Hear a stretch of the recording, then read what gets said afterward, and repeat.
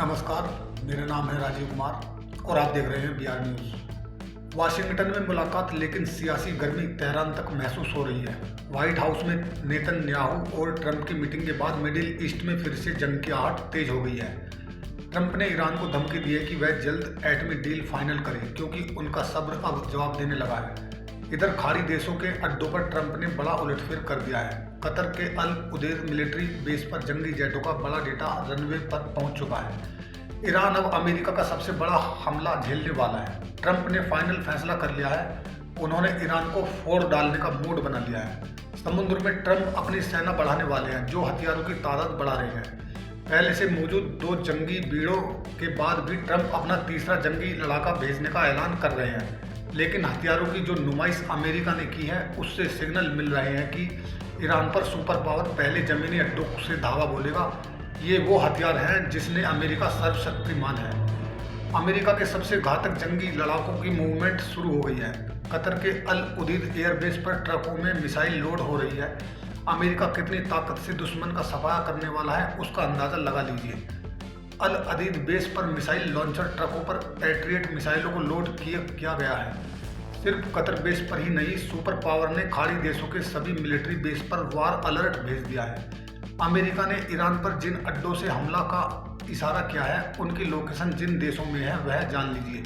Trump ने Iraq, Jordan, Kuwait, Saudi अरब, Qatar, Bahrain, United Arab अमीरात, Oman, तुर्की और हिंद महासागर में डिंगो गार्सिया बेस को वार मोड में रहने को ऑर्डर दिया है। ट्रंप सीरियस हैं। ट्रंप धमकी दे रहे हैं। ट्रंप ईरान को बचने का आखिरी मौका दे रहे हैं। उन्होंने कहा है कि डील नहीं करने पर खामनेई को ऐसी सजा दी जाएगी जिसकी कल्पना नहीं की होगी। ट्रंप इशारों में ईरान पर एटमी हमलों का खतरा भी जता रहे हैं।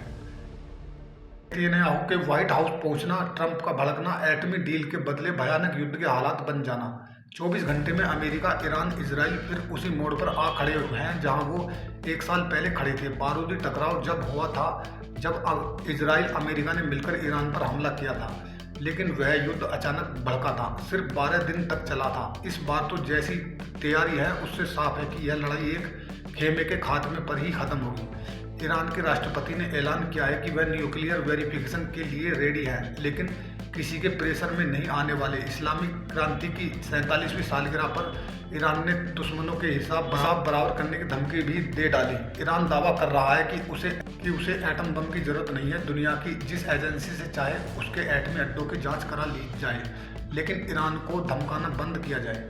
ईरान ने अपने मिसाइल प्रोग्राम पर भी किसी भी तरह की डील से साफ इनकार कर दिया है। उधर इजराइल इसी जिद को एटमी डील की रेड लाइन बता रहा है। नेतन्याहू के व्हाइट हाउस पहुंचने की असली वजह भी यही है। इजराइल बार बार यह धमकी दे रहा है कि ईरान ने मिसाइल प्रोग्राम की रेड लाइन क्रॉस की तो वह अमेरिका के बिना ईरान पर हमला शुरू कर देगा।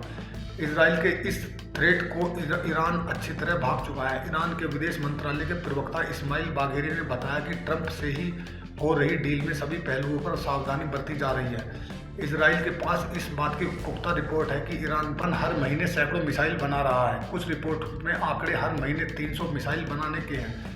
यही वजह है कि नेतन्याहू को लग रहा है कि जितनी देर ईरान पर हमला करने में होगी, उतनी ज़्यादा मिसाइल बनाकर ईरान उसके लिए बड़ा खतरा बन जाएगा। क्योंकि इस बार ईरान ने मिसाइल दागनी शुरू की तो फिर बचने का कोई रास्ता नहीं है। वही